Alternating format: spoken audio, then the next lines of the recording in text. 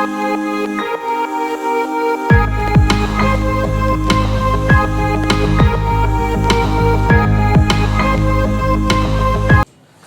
વિદ્યાર્થી મિત્રો, Saraswati group of education દ્વારા ચાલતા આ ઈ લર્નિંગ પ્રોગ્રામમાં હું બ્રિજેશ સાકળેજા ફરી એકવાર આપ સૌનું રંગારંગ સ્વાગત કરું છું. આપણે ધોરણ 12 ની અંદર ફિઝિક્સ ની અંદર મસ્ત મજાનું આપણું રણિયામણું ચેપ્ટર નંબર 14 એટલે કે સેમિકન્ડક્ટર્સ નો આપણે અભ્યાસ કરતા હતા અને એમાં આપણે આજે લેક્ચર નંબર 4 જોશું. તો આપણે આગલા 3 લેક્ચર ની અંદર અભ્યાસ કરી ગયા કે ભાઈ કેવી રીતે સેમિકન્ડક્ટર્સ જે છે એ દુનિયા બદલવામાં મહત્વની ભૂમિકા ભજવે છે. આપણે જોયું ઇતિહાસમાં કે કેવી રીતે પહેલા વેક્યુમ ટ્યુબનો ઉપયોગ થતો ઇલેક્ટ્રોનને કંટ્રોલ કરવા માટે અને પછી સેમિકન્ડક્ટર્સના આવવાથી એમાં શું ફેરફાર થયો એના આપણે ફાયદા જોયા, વેક્યુમ ટ્યુબના આપણે ગેરફાયદા પણ જોયા. ઓકે, અને સેમિકન્ડક્ટર્સના આપણે ફાયદા જોયા. ત્યારબાદ આપણે જોયું સેમિકન્ડક્ટર્સમાં ભાઈ એવું શું થાય છે કે જેને કારણે કહી શકાય કે સેમિકન્ડક્ટર્સ જે છે એનો આટલા મોટા પ્રમાણમાં ઉપયોગ થવા માંડ્યો. આપણે એની અંદર જોયું સેમિકન્ડક્ટર્સમાં સિલિકોન અને જર્મેનિયમ જે છે કે જે પ્યોર સેમિકન્ડક્ટર્સ આપણે કહી શકાય એને આપણે પ્યોર ઇલેક્ટ્રોન રચના જોઈ. આપણે જોયું કે શું હોય છે, કોઈ પણ પદાર્થ હોય, કોઈ પણ પરમાણુ હોય એની અંદર 3 પ્રકારના બેન્ડ આવેલા હોય. જેમાં આપણે સૌથી પહેલા ઉપલી બાજુ જે હોય એને આપણે કહેતા હતા કન્ડક્શન બેન્ડ.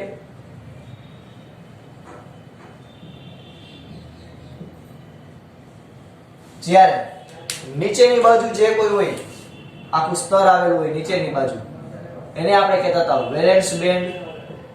કોઈ પણ પરમાણુની આપણે વાત કરીએ એના ઉર્જા સ્તરની વાત છે.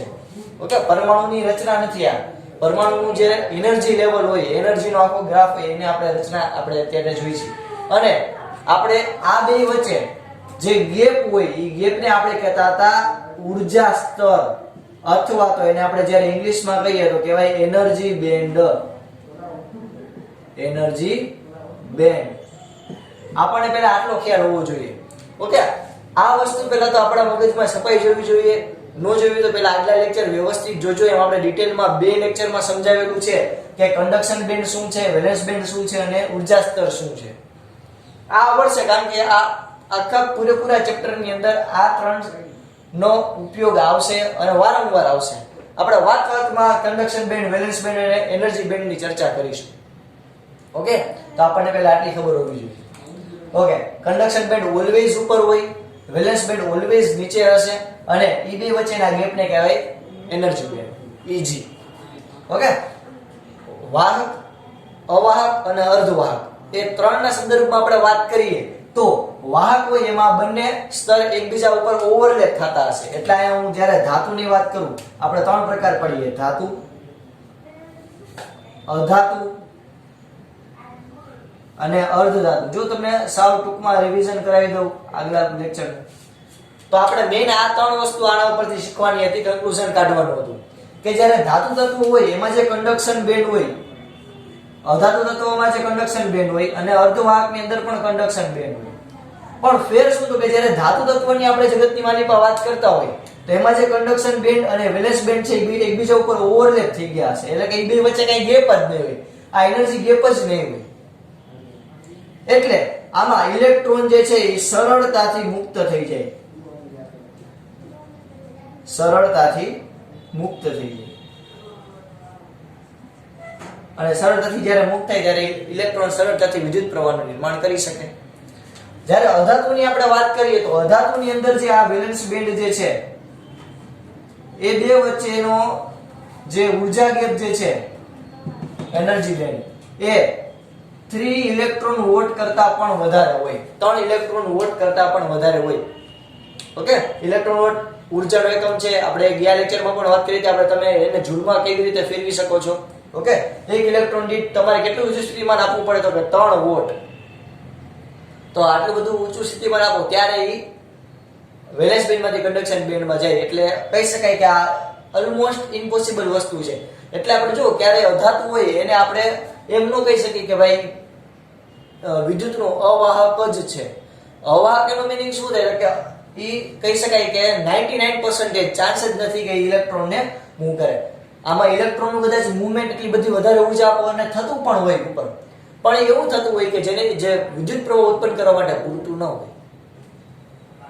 અર્ધવાહકની આપણે વાત કરીએ તો અર્ધવાહકમાં જે આપણને વેલેન્સ બેન્ડ મળે, એ વેલેન્સ બેન્ડ જે છે અને કન્ડક્શન બેન્ડ, એ બે વચ્ચેનો જે ગેપ હશે એ એટલે કે Eg જેને કહું એ 3 ઇલેક્ટ્રોન વોલ્ટ કરતા પણ ઓછું હોય છે, કે જેને કારણે કહી શકાય કે બહુ ઠંડા તાપમાને એ અવાહક તરીકે કામ કરે. તમે જેમ એને ઉષ્મા આપતા જાવ એમ અંદર રહેલા ઇલેક્ટ્રોન જે છે એને ઉર્જા મળતી જાય અને એ વાહક થતા જાય. એટલે કે ઓલમોસ્ટ તમે આના દ્વારા ઇલેક્ટ્રોનને કંટ્રોલ કરી શકો છો. તો આજે આપણે એમાંથી એક મસ્ત મજાનો પ્રકાર ભણીશું અર્ધવાહક. હવે આપણે આખું ચેપ્ટર આપણું અર્ધવાહક ઉપર છે, સેમિકન્ડક્ટર્સ. તો આપણે હવે અર્ધવાહક વિશે ડિટેલમાં માહિતી મેળવશું. ઓકે છોકરાઓ, આટલું ફટાફટ તમારે લખવું હોય તો ફટાફટ સ્ક્રીનશોટ પાડી અને લખી લેજો. તો હવે આપણે આ અર્ધવાહક જે છે એના વિશે ચર્ચા કરીશું. તો પહેલા અર્ધવાહક વિશે આપણે થોડીક ડિટેલમાં માહિતી મેળવી લઈએ. પર્ટિક્યુલર અર્ધવાહકની વાત કરીએ તો એના એનર્જી બેન્ડ ની વધુ પણ આપણે માહિતી મેળવી લઈએ. તો એને આપણે સૌથી પહેલા આપણું હેડિંગ મારશી ઇન્ટ્રિન્સિક intrinsic semiconductors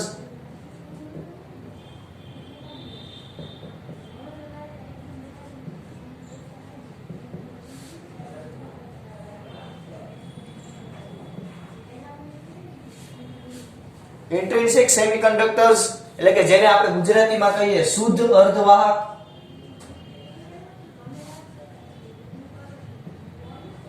શુદ્ધ અર્ધવાહક જેને આપણે ગુજરાતીમાં કહીએ શુદ્ધ એટલે તો ભાઈ પ્યોર આપણી ભાષામાં કહીએ.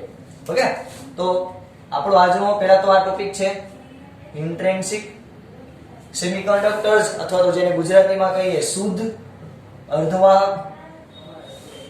ઓકે, શુદ્ધ અર્ધવાહક ની અંદર પહેલા તો ક્યાં ક્યાં છે તો કે ભાઈ આપણી આંખે પહેલા બે નામ વળગે. ક્યાં તો કે સિલિકોન અને જર્મેનિયમ. ઓકે, આપણે આના વિશે ડિટેલમાં માહિતી મેળવીએ. તો સૌથી પહેલા સિલિકોન ની આપણે ચર્ચા કરીએ. ઓકે, સિલિકોન Z એટલે કે પરમાણુ ક્રમાંક 14. આની ઇલેક્ટ્રોન રચના આપણે લખીએ તો 1s2 2s2 2p6 3s2 3p6 3p2 જશે ને તો 14 થાય.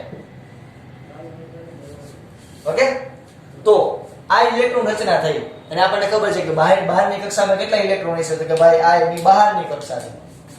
ઓકે, આ એની થઈ બાહ્ય કક્ષા.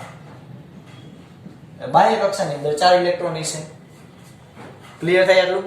ઓકે, તો આ જે પ્રકારના રચના છે એને આપણે કહીએ ટેટ્રાવેલેન્ટ. જે તમે કેમિસ્ટ્રીમાં સારી રીતે ભણો છો, ટેટ્રાવેલેન્ટ. ઓકે, ટ્રાઇવેલેન્ટ એટલે 3, ટેટ્રા એટલે 4. તો ટેટ્રાવેલેન્ટ એટલે તો કે ભાઈ બાહ્ય કક્ષામાં 4 ઇલેક્ટ્રોન છે. આ 4 ઇલેક્ટ્રોન છે એટલે આ બે પોસિબિલિટી ધરાવશે, કે 4 ઇલેક્ટ્રોન મેળવશે કે 4 ઇલેક્ટ્રોન ગુમાવશે.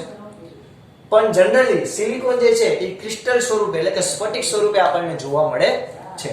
તો આ સિલિકોન શું કરશે તો કે ભાઈ સિલિકોન એને નજીકના સિલિકોન પરમાણુ સાથે સહસંયોજક બંધ બનાવશે, કોવેલેન્ટ બોન્ડ બનાવશે. ઓકે, તો જેને કારણે આખું સિલિકોનનો સ્ફટિક તૈયાર થશે કે જેની આપણે રચના આવી રીતે દોરી શકીએ. જો તેને હું દોરું છું, વચ્ચે છે સિલિકોનનો પરમાણુ, સિલિકોન સિલિકોન સિલિકોન આવી રીતે આખું સ્ટ્રક્ચર થશે. ઓકે, આ સિલિકોન છે એને પોતાના 4 પરમાણુ છે. આ સિલિકોનને પોતાની બાહ્ય કક્ષામાં 4 પરમાણુ છે. આ સિલિકોનને પોતાની બાહ્ય કક્ષામાં 4 પરમાણુ. એવી રીતે બધા સિલિકોનને પોતાની બાહ્ય કક્ષાની અંદર 4 પરમાણુ હશે. થોડાક રાઉન્ડ આપણે મોટા કરી નાખીએ છીએ કે જેથી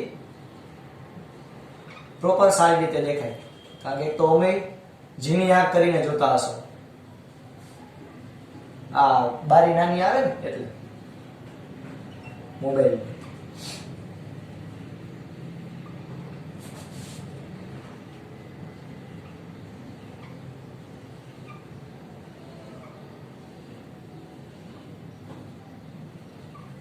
ઓકે, સિલિકોન પરમાણુ છે એની આજુબાજુ 4 ઇલેક્ટ્રોન હોય, જ્યારે 4 ઇલેક્ટ્રોનની આપણે રચના દોરી.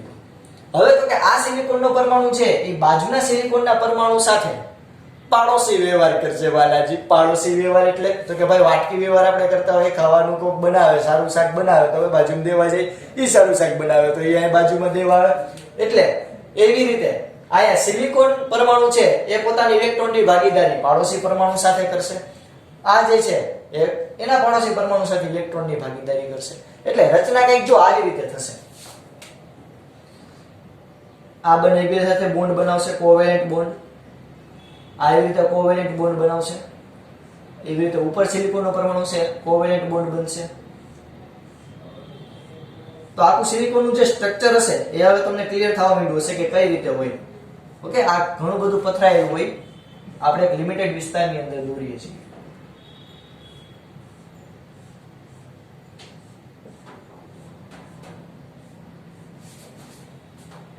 ઓકે, નીચે પણ આપણે એક સ્તર દોરીએ કે જેથી તમને કંઈક આઈડિયા આવે.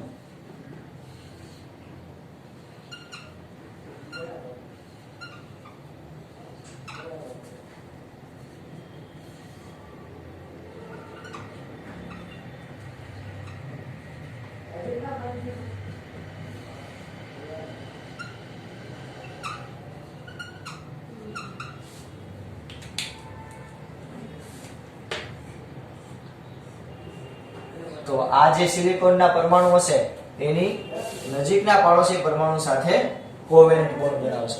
તો તમે જોશો તો આવી રીતે આખું સિલિકોનનું સ્ટ્રક્ચર ફેલાયેલું હોય. એટલે સિલિકોનનો આખો સ્ફટિક છે એ આવી રીતે રચના બનાવે. એટલે કે એ સિલિકોનનો પરમાણુ એની બાજુના પરમાણુ સાથે 4 ઇલેક્ટ્રોનની ભાગીદારી કરે. એટલે એને ઇન્સોર્ટ કોઈની જરૂર નથી. એ પોતે ભાગીદારી કરીને પોતે અષ્ટક બનાવી લે. આ સિલિકોને ચાર હતા, સહસંયોજક બંધ બનાવ્યા. અહીંયાથી એક લીધો, અહીંયાથી એક, અહીંયાથી એક, અહીંયાથી 4 જોતા હતા, આવી ગયા. આનું અષ્ટક પૂરું.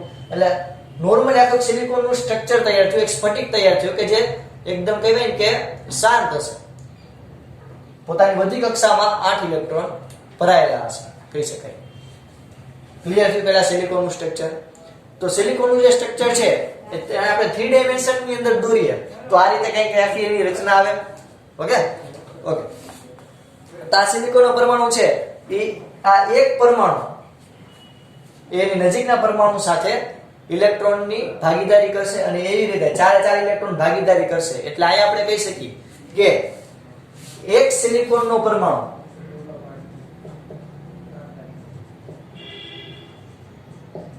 એ 4 ઇલેક્ટ્રોનની ભાગીદારી કરશે.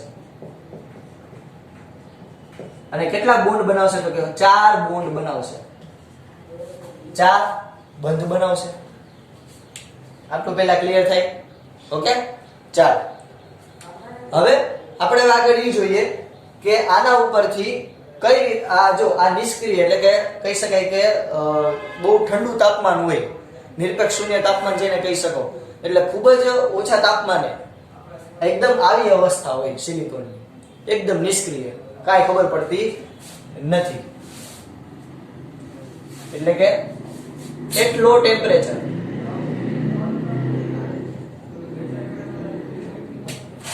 ફોર એક્ઝામ્પલ કહી શકાય કે નિરપેક્ષ શૂન્ય તાપમાને આપણે લઈએ.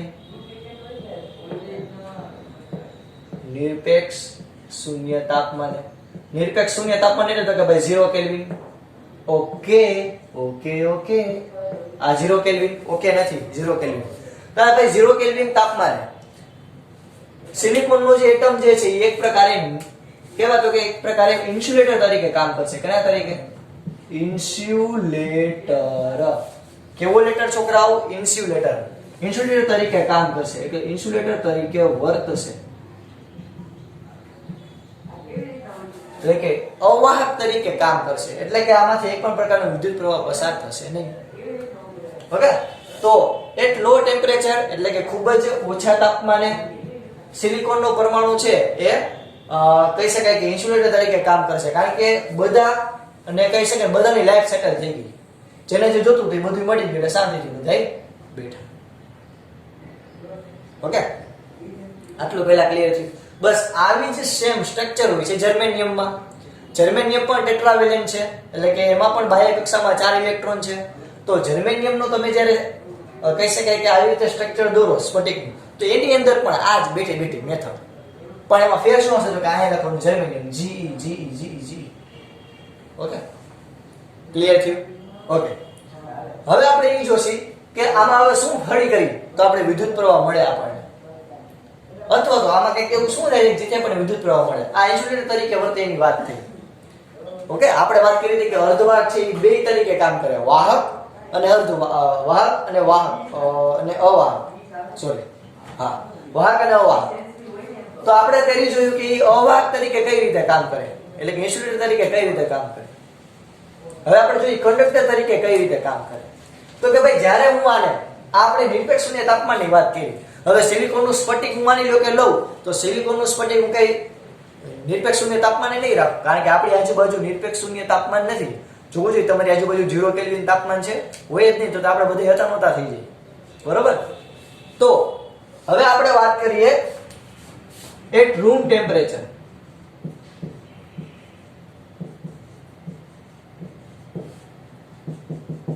એટ રૂમ ટેમ્પરેચર એટલે તો કે ભાઈ ઓરડાના તાપમાને, જેને આપણે ગુજરાતીમાં કહીએ તો કે ઓરડાના તાપમાને, એટલે કે 300 કેલ્વિન તાપમાને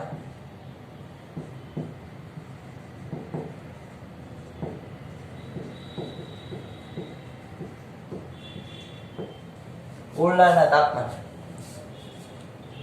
આની અંદર કઈક હલનચલન શરૂ થશે. કેવી રીતે? તો કે સમજો,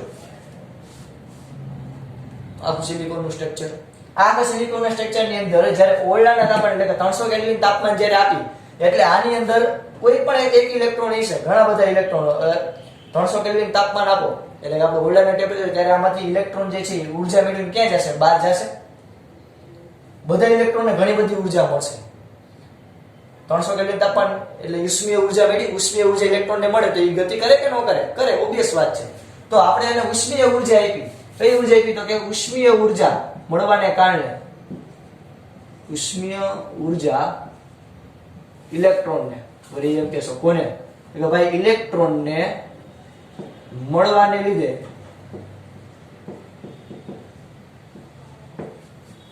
તે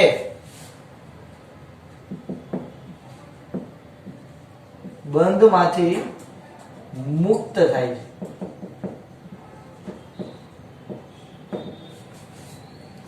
એટલે કે આપણે 300 કેલ્વિન તાપમાનની આપણે વાત કરીએ તો કોઈ પણ એક ઇલેક્ટ્રોન હશે, અહીંયાથી મૂવમેન્ટ થઈ અને બહાર નીકળશે. ઓકે, આપણે વચ્ચે આ એટમ જે છે એના ઉપર આપણે અખતરો કરીએ.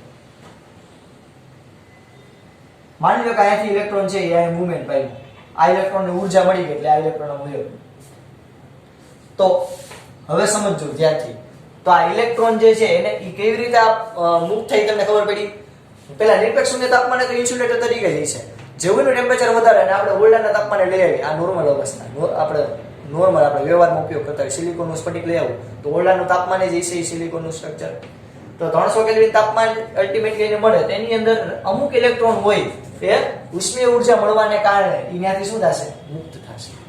ઓકે, ઇલેક્ટ્રોન અહીંયાથી મુક્ત થઈ ગયા. હવે સમજો, અહીંયા એક નવો કન્સેપ્ટ આવશે, હોલ. સમજો ધ્યાનથી, આખા ચેપ્ટરમાં હોલ શબ્દ આવશે. એટલે હવે હોલ ક્યાંથી આવ્યું? તો કે જેવો ઇલેક્ટ્રોન અહીંયાથી મૂવમેન્ટ થઈ અને અહીંયા આવ્યો, તો અહીંયા શું થયું? ખાલી જગ્યા વહી ગઈ. અહીંયા શું થયું? ખાલી જગ્યા વહી ગઈ. આ ખાલી જગ્યાને શું કહેવાય? હોલ. ક્લિયર થાય? ઓકે, એટલે આપણે હોલની એક વ્યાખ્યા જેવું જોઈએ તો આ હોલ એટલે શું છે કે ભાઈ હોલ એટલે તો કે એક પ્રકારની જગ્યા, એક પ્રકારની વેકેન્સી કહી શકો, એક પ્રકારની જગ્યા કે જે એક પ્રકારની જગ્યા કે જે મુક્ત કે જે ઉષ્મીય ઊર્જા મળવાને કારણે કે જે ઉષ્મીય ઊર્જા મળવાને કારણે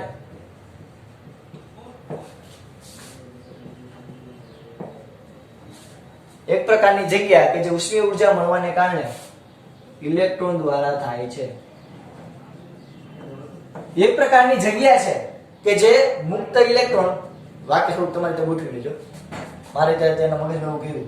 એક પ્રકારની એવી જગ્યા છે કે જે ઉષ્મીય ઉર્જા મળવાને કારણે થર્મલ એનર્જી મેળવી, જો 300 કેલ્વિન તાપમાન મેળવ્યું એટલે ઇલેક્ટ્રોન અમુક ઉર્જા મેળવી અને એ બહાર ગયો. તો એક પ્રકારની એવી જગ્યા છે કે જે મુક્ત જે થર્મલ એનર્જી મળવાને કારણે ઉષ્મીય ઉર્જા મળવાને કારણે ઇલેક્ટ્રોન જે છે એ દૂર જાય. તો ઇલેક્ટ્રોન જ્યાંથી દૂર જાય, ફોર એક્ઝામ્પલ આવી રીતે બધા માણસ લાઈનમાં ઊભો હોય, હવે હું અહીંયાથી મુવમેન્ટ પામીને હું આમ બહાર જાઉં તો મારી જગ્યા ખાલી થઈ કે નહીં? તો મારી જગ્યા જે ખાલી થઈને શું કહેવાય? હોલ. એવી રીતે સેમિકન્ડક્ટર્સમાં ઇલેક્ટ્રોનની જે જગ્યા ખાલી થઈને શું કહેવાય? હોલ. હવે આ જે હોલ જે છે ને એ આ એનો પહેલો પોઈન્ટ. બીજો પોઈન્ટ એક ખાસ યાદ રાખજો છોકરાઓ કે આ જે હોલ છે એ ધન વીજભારની જેમ વર્તે છે.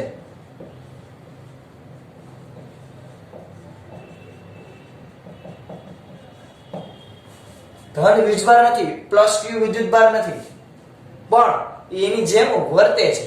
હવે શું કે સમજો તો કે અહીંયા જો હોલ ક્રિએટ થયો, હવે એનો મીનિંગ શું થયો તો કે અહીંયા ઇલેક્ટ્રોનની જગ્યા ખાલી થઈ.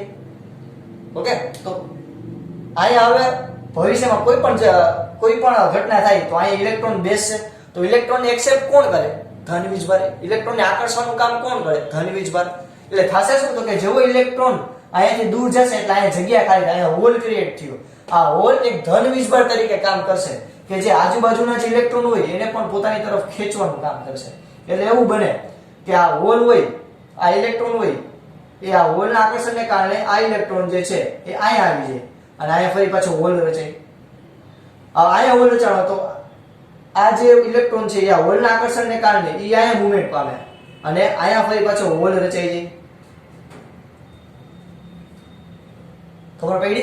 એટલે એક ઇલેક્ટ્રોન જો જેવો છે તો એક ઇલેક્ટ્રોન જેવો દૂર થયો એટલે હોલનું નિર્માણ ચાલુ થયું.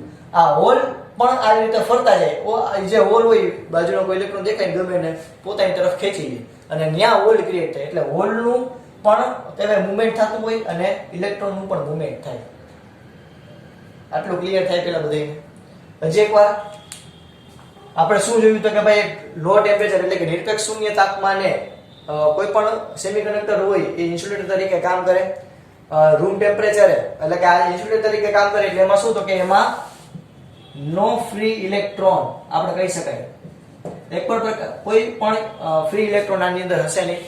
જ્યારે 300 કેલ્વિન તાપમાન એટલે કે ઓરડાના તાપમાને આપણે રાખીએ તો ઇલેક્ટ્રોન જે છે એ ઉષ્મીય ઉર્જા મળવાને કારણે મુક્ત થાય. તો જ્યાંથી મુક્ત થયો ત્યાં જગ્યા રચાણી, એ જગ્યાને આપણે કહીએ હોલ. એ ધન વીજભાર તરીકે કામ કરશે. ઓકે, તો તમે જુઓ તો અહીંયા માની લો કે આ જો ઇલેક્ટ્રોન હવે આવી રીતે મુવમેન્ટ પામશે. જોજો ધ્યાનથી, જો હું અહીંયા બધા એરા દર્શાવું છું, તમે જ મને કહેજો. હવે અહીંયા હોલ રચાણો, હવે આ હોલ શું કરશે તો કે આ હોલ આ કે આ બેમાંથી કોઈ પણ એક ઇલેક્ટ્રોનને પોતાની તરફ ખેંચવાનું કામ કરશે. તો આ ઇલેક્ટ્રોન માની લો કે આની તરફ ખેંચાઈ ગયું અને અહીંયા ઇલેક્ટ્રોન આવી ગયો, તો અહીંયા શું રચાણું? હોલ. તો તમે જોયું હોય તો પહેલા આપણે હોલ અહીંયા રચાણો હતો, ત્યાંથી એ હોલ આ ઇલેક્ટ્રોનને ખેંચ્યો, આ અહીંયા હોલ રચાણો અને આ ઇલેક્ટ્રોનને ખેંચ્યો, અહીંયા હોલ રચાણો અને આ ઇલેક્ટ્રોનને ખેંચ્યો. તો તમે અવલોકન કરશો તો તમને એવું જણાશે કે ભાઈ ઇલેક્ટ્રોન છે એ આ બાજુ મૂવમેન્ટ કરે, જ્યારે હોલ છે એ તમે જુઓ આ બાજુ મૂવમેન્ટ કરે. આ હોલ એ આ બાજુ મૂવમેન્ટ કરે, અહીંયા હતું અને અહીંયા આવ્યું, હજી અહીંયાથી અહીંયા જશે. તો હોલ આ બાજુ મૂવમેન્ટ કરે એટલે કે હોલ આ લીપા મૂવમેન્ટ કરે તો ઇલેક્ટ્રોન માં લીપા મૂવમેન્ટ કરશે. ઓકે, તો આપણે અહીંયા એક નોટ લખશું શું તો કે હોલ અને ઇલેક્ટ્રોનની ગતિ વિરુદ્ધ દિશામાં હોય. કેવી દિશામાં હોય? વિરુદ્ધ દિશામાં હોય. બે એકબીજાના વિરોધી નથી, બે એકબીજાના પૂરક છે, યાદ રાખજો. હોલ છે તો ઇલેક્ટ્રોન રચાય છે, સોરી ઇલેક્ટ્રોન છે તો હોલ રચાય છે. એટલે કે અહીંયા ઇલેક્ટ્રોન હતો, કઈક ઉષ્મીય ઉર્જા મળી એટલે એ બહાર નીકળો તો જેવું સ્ટ્રક્ચર વિખાઈ ગયું, જેવો કોઈ એક માણસ ફૂટી ગયો એટલે બધું દોરું. એટલે અહીંયા જે ઇલેક્ટ્રોન હશે એ આકર્ષણને કારણે અહીંયા આવી જશે, તો અહીંયા હોલ આવી ગયો, પછી હોલ આમ શિફ્ટ થતો જશે અને ઇલેક્ટ્રોન પણ આમ શિફ્ટ થતો જશે. તો તમને બે પ્રકારના પ્રવાહ મળશે. આ ઇલેક્ટ્રોનને કારણે જે પ્રવાહ મળે એને કહેવાય એટલે કે ઇલેક્ટ્રોનને લીધે મળતા પ્રવાહ, ઇલેક્ટ્રોન ને લીધે મળતો પ્રવાહ, ઇલેક્ટ્રોન પણ આમ જશે, ઇલેક્ટ્રોન ને લીધે તમને પ્રવાહ મળ્યું તો ઇલેક્ટ્રોન નું મુવમેન્ટ થયું આમ, ઇલેક્ટ્રોન આ બાજુ જાય છે, તો ઇલેક્ટ્રોન ને કારણે તમને જે પ્રવાહ મળશે, કઈ દિશામાં પ્રવાહ મળશે છોકરાઓ? Yes, you are very very હોશિયાર. આપણને ખબર જ છે કે ઇલેક્ટ્રોન આ બાજુ જશે, ઇલેક્ટ્રોન આ બાજુ જશે તો ઇલેક્ટ્રોન ની ઓલવેઝ વિરુદ્ધ દિશામાં વિદ્યુત પ્રવાહ રચાય.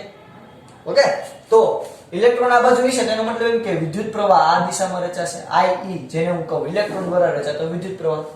તો ઇલેક્ટ્રોન ને લીધે મળતા વિદ્યુત પ્રવાહને હું નામ આપીશ IE. ઓકે, એવી જ રીતે આયા જો હોલ નું પણ આ મુવમેન્ટ થયું. હોલ એટલે એક પ્રકારનો પોઝિટિવ વીજભારની જેમ વર્તે છે. તો આપણે યાદ કરો ચેપ્ટર નંબર 3 ની અંદર વિદ્યુત પ્રવાહ ચેપ્ટરમાં ભણ્યા હતા કે પ્રવાહ બે કારણે રચાઈ શકે, પોઝિટિવ વીજભાર અને નેગેટિવ વીજભાર બેયને કારણે વિદ્યુત પ્રવાહ રચાઈ શકે.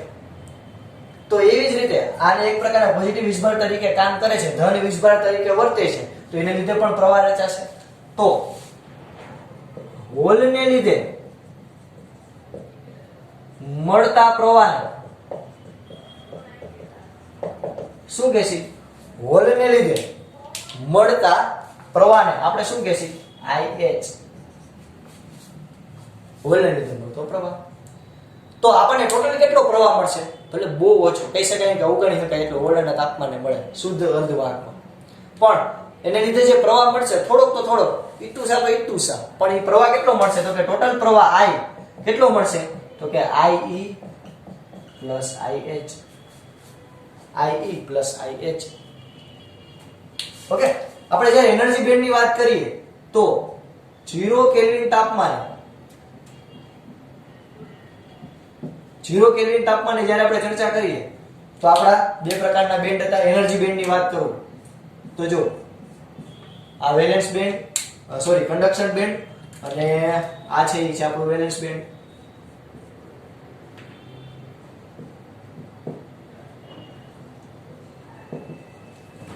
અને નામ આપી દઈએ આપણે કંડક્શન બેન્ડ.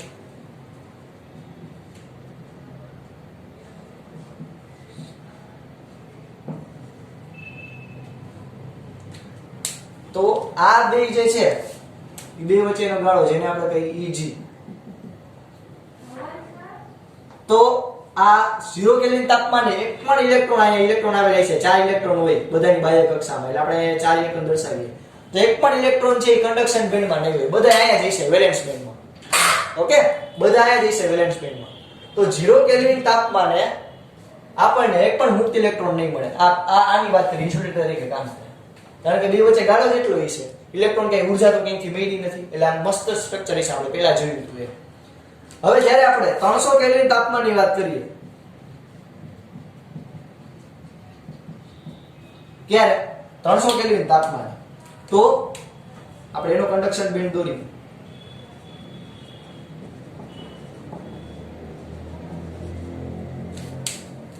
અને એનો વેલેન્સ બેન્ડ દોરી.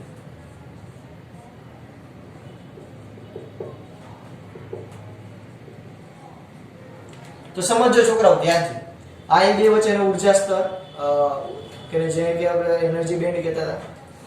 તો યાદ રાખજો છોકરાઓ કે 300 કેલ્વિન તાપમાને શું થયું કે ભાઈ 300 કેલ્વિન તાપમાને આ જે ઇલેક્ટ્રોન અહીંયા પડ્યા હતા 1 2 3 અને 4, એમાંથી એક ઇલેક્ટ્રોન ઊર્જા મેળવી, ઉષ્મીય ઊર્જા મેળવી અને અહીંયા મૂવમેન્ટ પામ્યો, અહીંયા ગયો.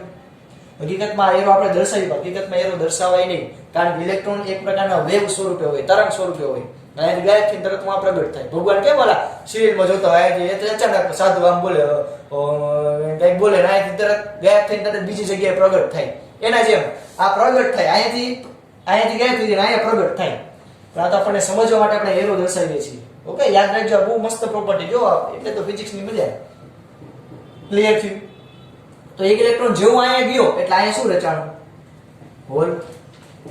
અહીંયા હોલ રચાણું. હવે આ હોલ ને બુરવા માટે આ ઇલેક્ટ્રોન અહીંયા આવશે, તો હોલ ક્યાં શિફ્ટ થશે? તો કે હોલ પછી અહીંયા શિફ્ટ થશે, ત્યાંથી હોલ અહીંયા શિફ્ટ થશે, એટલે હોલ નીચેની બાજુ ગતિ કરતો જશે, ઇલેક્ટ્રોન જે છે એ ઉપરની બાજુ ગતિ કરતો જશે. બેની દિશા કેવી છે? વિરુદ્ધ. લખ્યું છે આપણે, જો એને આપણે એનર્જી બેન્ડ થી પણ સમજાવી શકીએ છીએ. ક્લિયર છે છોકરાઓ? મસ્ત મજાનું શુદ્ધ અર્ધવાહક કાંઈ નથી, સાવ ચંપુ જેવો ટોપિક છે. આપણને એવું કીધેલું છે કે સિલિકોનની જે આપણે વાત કરીએ બેઠે બેઠું આવું જર્મેનિયમ માટે લાગુ પડે. યસ, એક બીજી અગત્યની વાત કહી દઉં કે સિલિકોન માટે એનર્જી ગેપ છે, અહીં કંઈક લખું છું. સિલિકોન માટે એનર્જી ગેપનું મૂલ્ય, આ એનર્જી ગેપ કેટલું હોય તો કે 1.1 ઇલેક્ટ્રોન વોટ. ઓકે, 0 કેલ્વિન તાપમાને. અને જર્મેનિયમ માટે એનર્જી ગેપનું મૂલ્ય હોય 0.72 ઇલેક્ટ્રોન વોટ. યાદ રાખજો, આ ઘણી જગ્યાએ ક્યારેક દાખલામાં ન આપ્યું હોય, નાની નાની આપણે દાખલી ગણવાની એમાં ન આપ્યું હોય તો આપણને કામ આવે. બેનો એનર્જી ગેપ કેટલી ઊર્જા આપણે આપી તો ઇલેક્ટ્રોન અહીંયાથી છુપાક કરતું આ જાય. ક્લિયર થયું? તો આ છે આપણું શુદ્ધ અર્ધવાહક. એની રચના પહેલા આપણે જોયું કે નોર્મલી કઈ રીતે હોય 0 કેલ્વિન તાપમાને. પછી આપણે જોયું કે ભાઈ 300 કેલ્વિન તાપમાને લઈ આવો તો શું થાય કે ભાઈ ઇલેક્ટ્રોન જે જોરદાર મોજમાં આવી જાય અને મૂવમેન્ટ પામે, એટલે ઉષ્મીય ઉર્જા મેળવી અને દૂર જાય. જો ઇલેક્ટ્રોન દૂર ગયો તો એની જગ્યા ખાલી થઈ. એની જગ્યા ખાલી થઈ એને કહેવાય હોલ. એ હોલ જે છે એક પ્રકારના ધન વીજભાર તરીકે કામ કરશે. તો તમને બે રીતે પ્રવાહ મળશે. એક તો ઇલેક્ટ્રોન અહીંયાથી આમ જઈને ઇલેક્ટ્રોન આમ જાય તો ઇલેક્ટ્રોનનો પ્રવાહ મળે. મારી જગ્યા જો ખાલી થતી ગઈ તો મને હોલની જગ્યા મળતી. એટલે ઇલેક્ટ્રોનને લીધે રચાતો પ્રવાહ જેને કહેવાય IE, હોલને લીધે રચાતા પ્રવાહને કહેવાય IH. ટોટલ પ્રવાહ કેટલો મળશે તો કે બેનો સરવાળો. ક્લિયર? ઓકે, એનર્જી બેન્ડના સ્વરૂપમાં આપણે જોઈએ તો આપણે જોયું કે ભાઈ નોર્મલ 0 કેલ્વિન તાપમાને બધા ઇલેક્ટ્રોન બંધ થઈ જશે. પણ જેવું તમે એને 300 કેલ્વિન તાપમાને લઈ આવો તો ઇલેક્ટ્રોન ઉર્જા મેળવી અને કન્ડક્શન બેન્ડની અંદર જાય. તો અહીંયા ઇલેક્ટ્રોનની જગ્યા ખાલી થઈ જેને આપણે કહેતા હતા હોલ.